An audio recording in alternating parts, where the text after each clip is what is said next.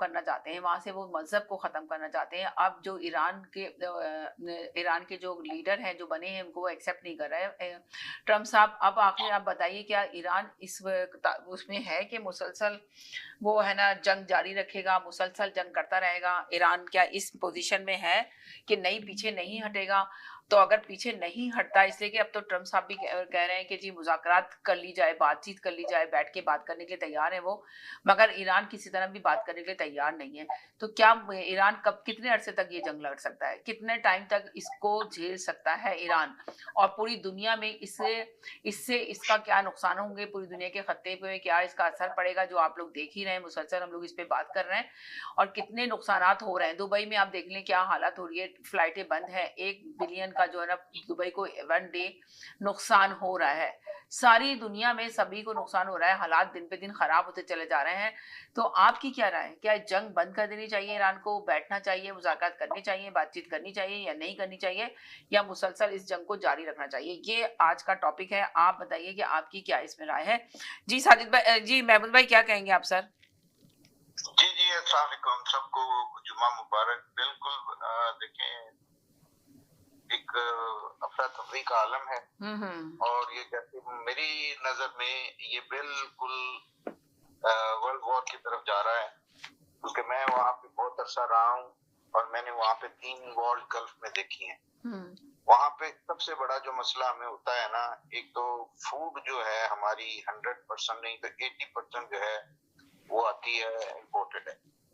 बाकी जो सेंट्रल के रीजन है, जैसे मैं रियाद की बात कर देता हूँ, इसी तरह ये पूरे गल्फ का है चक्कर कि ये सारे जो है इनके पास बड़े बड़े डिसैलिनेशन प्लांट्स हैं, वहां से ये पानी आता है, उनके पास अपना पानी का इंतजाम नहीं है। अब आप कोई शरारत ये करता है, मैं इसको मुख्तसर करूंगा, मेरा ख्याल आप समझ सकता रहे, आप इसको फिर इसको लेकर चलेंगे आगे या कॉलर चलेंगे। यह कि अगर फर्ज करें उन्होंने नेक्स्ट स्टेज, ये अभी स्टेजेस पे होती है दुनिया की हर वॉर, आपको पता है, first stage, second stage, third stage, और फिर जब सर्वाइवल का हो तो फिर वो end of the day nuclear और ये वो। अगर फर्ज करें सेकंड फेज में, जैसे उन्होंने सिविलियन इंफ्रास्ट्रक्चर है जिसमें हॉस्पिटल, आपके स्टेशन, आपके आपके कम्युनिकेशन के सारे जितने हवाई अड्डे वगैरह, सिविलियन जो है उनको किया टारगेट। तो अगर किसी ने वो देखा है तो ईरान का और गल्फ का जो है ना रीजन, वो ऐसे जैसे आप खड़े हो हिमालय पे और नीचे आपका प्लेन हो, बिल्कुल जो प्लेन लैंड हो। गल्फ में कोई किसी किस्म की, जो अगर आप पहाड़ी इलाका है जिनका ईरान का, खड़े हो जाएं तो गल्फ सारा ओपन हो जाता है, जो मर्जी बना लें। ये जो मिथ थी, उन्होंने पैसे कमाने के लिए उनको ये ऐसे बेकार से इक्विपमेंट भेजे थे, उनके सारे वो पहाड़ों से खड़े होके वो देख सकते हैं कि कहाँ कहाँ अड्डे हैं, जिसका सबूत उन्होंने दिया है। पूरे गल्फ से अमेरिकन अड्डे जो है वो खत्म हो गए।